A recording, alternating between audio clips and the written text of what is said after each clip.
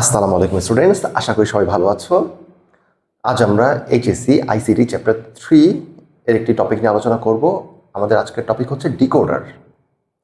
তো ডিকোডার সম্পর্কে জানতে হলে আমাদেরকে জানতে হবে ডিকোডার জিনিসটি কী, বা ডিকোডার সম্পর্কে এই বিষয়গুলো 5টি বিষয় জানতে হবে। ডিকোডারের সংজ্ঞা, input output, block diagram, truth table, logic function and logic gate, এই জিনিসগুলো জানতে হবে। তো আসো ফার্স্টে আমরা ডিকোডারের সংজ্ঞা জানি। যদি আমরা খুব সহজে বলতে চাই ডিকোডার কি, তাহলে আমাদের বলতে হবে এভাবে যে ধরো এটা একটা যন্ত্র বা সার্কিট।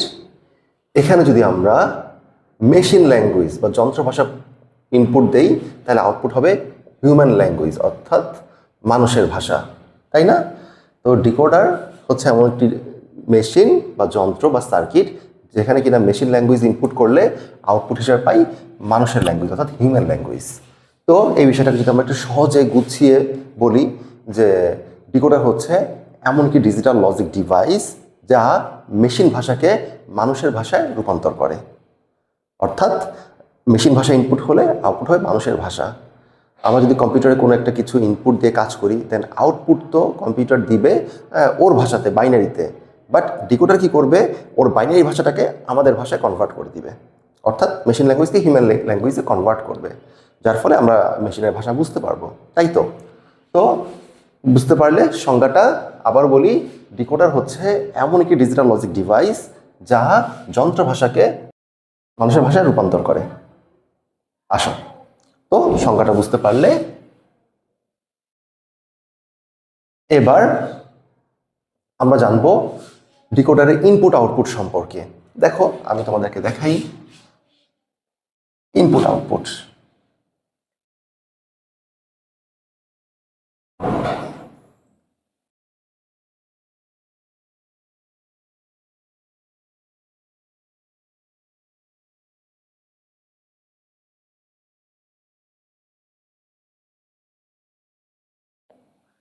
আচ্ছা, আমরা ইনপুট আউটপুট দেখো এখানে দিলাম। এবার আসো দেখাই, আমার ইনপুট যদি হয় 2, তাহলে 2কে ইনপুটকে আমরা এন দিয়ে বলছি, ইনপুট হচ্ছে এন। তাহলে আমরা কি করব, 2n লিখবো, অর্থাৎ 2 এর উপরে ওই এনটা, এন ছিল 2 বসালাম, তাহলে আউটপুট কত পাবো, 2 স্কোয়ার মানে 4। যদি আমার ইনপুট হয় 3, তাহলে আউটপুট কি হবে, 2-র উপরে পাওয়ারটা বসাবো। 2-র উপরে কি বসালে আসে কত, 8। আচ্ছা, যদি আমার ইনপুট হয় 4, তাহলে 2 এর উপরে ওই ইনপুটটা অর্থাৎ 4 বসাবো, তাহলে আসে কত, 16।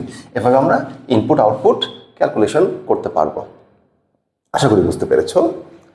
দেখো এখন আমরা কি করব, এটা ডায়াগ্রামটা দেখবো, অর্থাৎ ব্লক ডায়াগ্রামটা দেখবো। তো মনে করো এটা একটা ডিকোডার।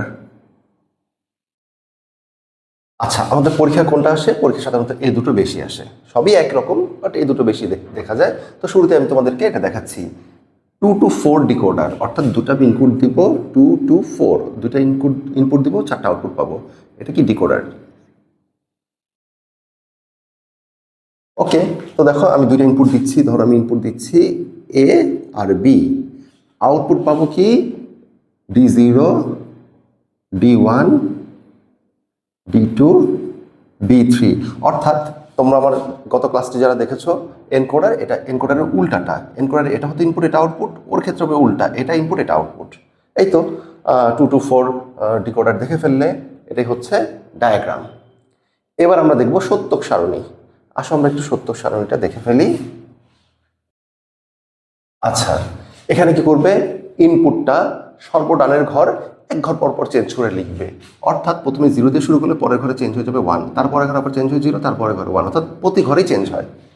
এরপরে যেটা সেটা 2 ঘর পরপর চেঞ্জ হয়, অর্থাৎ 2টা 0 হলে 2টা 1 হবে। আর আউটপুট কি করবে, এই কোনা 1 লিখে দিবে, বাকিগুলো হবে কি 0। এখন যদি প্রশ্ন করো স্যার এগুলো কেন এভাবে এক ঘর পর চেঞ্জ হচ্ছে বা কোনা 0 হচ্ছে, এটা কি বোঝাচ্ছে, ব্যাখ্যাটা কি? আমার গত ক্লাসে এনকোডারের যে ক্লাসটা, সেখানে আমি ব্যাখ্যা দিয়ে দিয়েছি, দেখলেই বুঝতে পারবে, ভিডিওটা একটু দেখে নিও। তো এই হচ্ছে আমার ট্রুথ টেবিলটা কমপ্লিট করে ফেললাম। এবার আমরা কি করব, লজিক ফাংশন। আসো এখান থেকে আমরা লজিক ফাংশনটা করে ফেলি। সবসময় বলা হলো আমার আউটপুট যে লজিক ফাংশন হচ্ছে সে, আমার আউটপুটটা কে আছে, D0, D1, D2, D3। দেখো ফার্স্ট আমি লিখি কি D0 তে 1 খুঁজবে, এই যে দেখো একটা 1 আছে, এই 1 বরাবর ইনপুটে যে চলকগুলো বা ভ্যারিয়েবলগুলো আছে সেই ভ্যারিয়েবলের নাম লিখে ফেলবে। আমার ইনপুটে কে আছে, AB আছে, তাই না? এখানে 1 পেলেই ইনপুটে যেই ভ্যারিয়েবলগুলো থাকে বা যেই অ্যালফাবেটগুলো থাকে বা লেটার সেগুলো লিখে ফেলবে। ওকে, তো এবার দেখো এখানে 1 পেলাম, 1 বরাবর AB আছে, AB লিখে ফেললাম। এখন দেখবে K0, A0, B0, যে 0 তারপর বার দিয়ে দিবে, শেষ। D0-র ক্ষেত্রে আর কোনো 1 নাই। এবার কার ক্ষেত্রে যাবো, D1 এর ক্ষেত্রে এখানে 1 নাই, এখানে 1 আছে। 1 থাকলেই ইনপুটের ডিজিট মানে ইনপুটের ভ্যারিয়েবল দুটা লিখে ফেলবে। লিখে ফেলার পর খুঁজবে 0-কে, এখানে A হচ্ছে 0 তাই এর উপরে বার, B1 তাই বির উপর বার হবে না, J1 তারপর বার হবে না, শেষ। এরপরে কি আছে, D2-র ক্ষেত্রে এই যে 1 পেলাম, এই 1 পেলেই আমরা ইনপুট ভ্যারিয়েবল দুটো লিখে ফেলবো, খুঁজবো K0, এখানে হচ্ছে B0 তাই বারটা হবে বির উপরে। অ্যান্ড ফাইনালি D3-তে এই যে একটা 1 পেলাম, 1 পেলেই AB লিখবো, দেন 0 খুঁজবো, দেখো AB কেউ 0 না, কার উপর বার দিব না, শেষ। এটাই হচ্ছে আমাদের এই ট্রুথ টেবিল থেকে পাওয়া লজিক ফাংশন, অর্থাৎ ডিকোডারের লজিক ফাংশন। ফাইনালি আমরা কি করব, লজিক গেট আঁকবো ডিকোডারের। আসো দেখি ডিকোডারের লজিক গেটটা দেখি। মনে রাখবে লজিক গেট আঁকার সময় তোমরা দেখবে এই ফাংশনে কয়টা ভ্যারিয়েবল আছে, দুইটা ভ্যারিয়েবল আছে, AB শুধু। তাহলে আমরা কি করব, AB, দুটো ইনপুট লাইন দিলাম, একটা দিলাম A, একটা দিলাম B। এটা কি সম্পর্ক, AB, এটা গুণের সম্পর্ক। তো ভালো কথা, এখানে আমরা একটা গুণ চিহ্ন দিব, দেওয়ার পরে ইনপুট হবে কি A বার B বার। তাহলে এই A থেকে আমি একটা নট করে দিব, এটা হবে A বার, B থেকে একটা নট করে দিব, এটা হবে B বার, ব্যাস। তাহলে এটা আমি কি পেয়ে গেলাম, এটা D0 পেয়ে গেলাম। D1, এখানে গুণের সম্পর্ক, তো যেহেতু গুণের সম্পর্ক আমি আর একটা অ্যান্ড গেট আঁকবো। এখানে কে কে আছে, এখানে আছে A বার B, এই দেখো A নট করলাম বার, এটা B, এটা হচ্ছে D1। আচ্ছা, এবার আসো D2, এখানে দেখো গুণের সম্পর্ক আছে, এই দেখো ইনপুটে কে কে আছে, AB বার,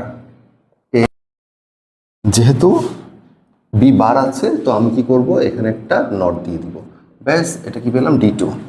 দেন D3-তে যাই, এটা একটা গুণ অ্যান্ড গেট, এবং এখানে AB কোনো বার নেই, তাহলে আমি কোনো নট দিব না, ডাইরেক্ট লাইন দিয়ে দিব, ব্যাস। এই তো, এই হয়ে গেল আমাদের ডিকোডার। তো আমরা আজকে কি দেখলাম, 4 to 2 ডিকোডার, 2 to 4 ডিকোডার, দুইটা ইনপুট হবে, চারটা আউটপুট হবে, তাই তো? আশা করি বুঝতে পেরেছো। আমরা নেক্সট ক্লাসে দেখাবো 3 to 8 ডিকোডার, অর্থাৎ ইনপুট হবে 3টা, আউটপুট হবে 4টা। ঠিক আছে, বাসায় এটা বেশি বেশি করে প্র্যাকটিস করবে। যদি কোনো প্রবলেম হয় পেজে নক দিবে অথবা আমাদের স্ক্রিনে দেখানো নাম্বারে যোগাযোগ করবে। সবাই ভালো থাকো, সুস্থ থাকো, আল্লাহ হাফেজ।